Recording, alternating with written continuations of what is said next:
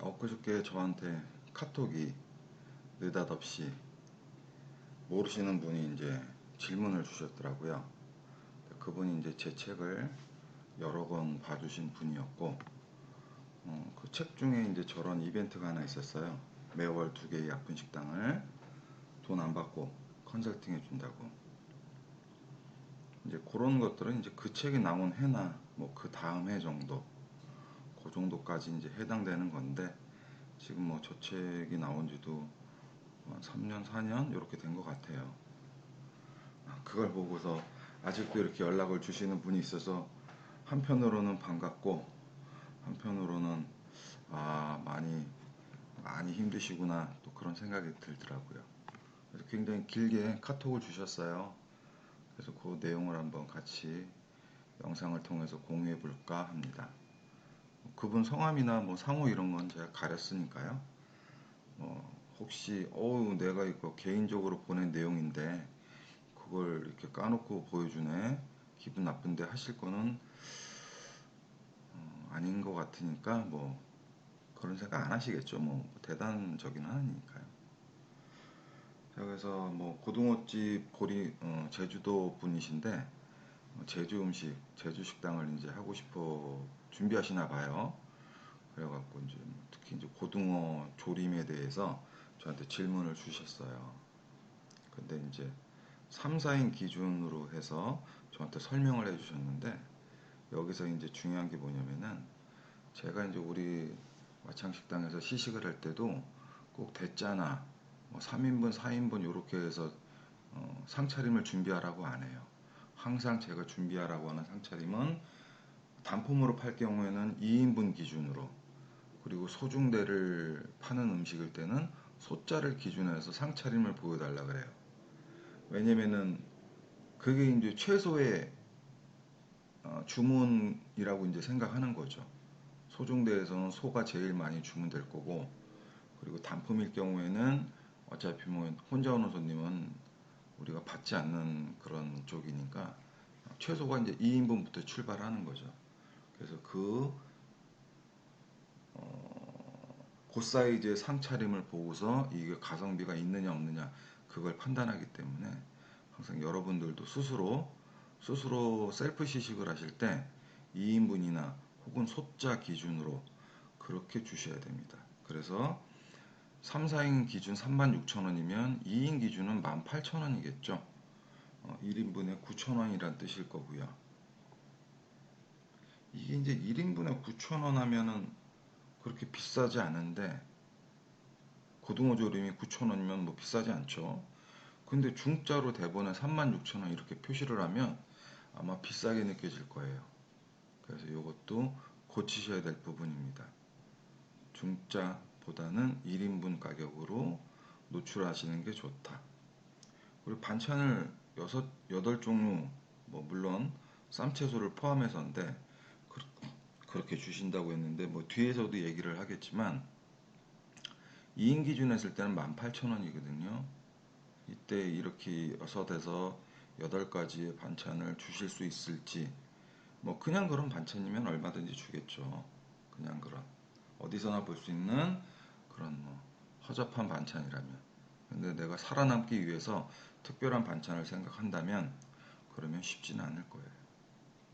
여기서 요 내용에서 중요한 건 뭐다? 하여간 상차림 준비는 2인분 기준으로, 소자 기준으로 해야 된다. 자, 뭐 복질이 고등어구이 서비스 주는 걸 빼고 고등어 조림을 많이 주시겠다. 두 번째 상차림은 제가 굉장히 오래전에 뭐 십몇 년 전에 수유리에 먹자골목은 아니고 먹자골목 반대편에 외진 자리에다가 생선집을 하나 차려줬던 기억이 있어요. 그때 뭐 상호가 어물전 밥상이었는데 생선 조림하고 생선 구이 2가지를 다 했어요. 지금 같으면 한 가지만 하라고 할 텐데 그때는 제가 내공이 딸려갖고 골고루 하는 메뉴를 저도 선호를 했었죠. 그래서 뭐 점심 특선도 있었고요. 점심이 강한 식당이라면 저녁 특선을 만들었고 꼭 그랬습니다. 그때도 하여간 생선구이와 생선조림을 다 팔라고 하면서도 그런 특징은 하나 제가 잡아냈어요. 조림을 시키면은 구이를 반찬으로 내줬고요. 구이를 시키면 조림을 반찬으로 내줬어요. 왜 중국집에서 짜장면 먹을까 짬뽕 먹을까 고민하시는 분들 은근히 많거든요. 저는 그런 고민을 안 해요. 저는 의외로 주유소는 10원, 20원 싼 데 찾아다녀도 먹는 거는 별로 고민을 안 해요. 짜장 짬뽕 그날 먹고 싶은 게 짬뽕이면 그냥 바로 갈등 없이 짬뽕.